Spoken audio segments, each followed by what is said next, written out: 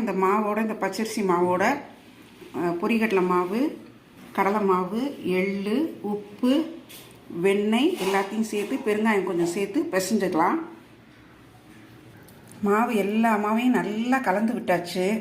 வெண்ணெயும் room டெம்பரேச்சரில் வச்சு நல்லா கலந்து இதோட நல்லா மிக்ஸ் பண்ணி ரொம்ப நெகிழ்த்தியாக இல்லாமல் அதே சமயம் ரொம்ப கெட்டியாகவும் இல்லாமல் சரியான பதத்துக்கு மாவை பிசைஞ்சுக்கலாம்.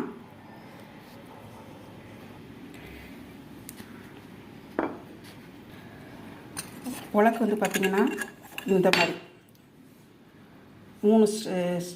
3 கண் உள்ளது ஸ்டார் அச்சு.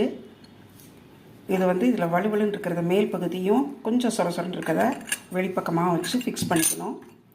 ஃபிக்ஸ் பண்ணிவிட்டு இந்த உலக்கை மாட்டிடலாம்.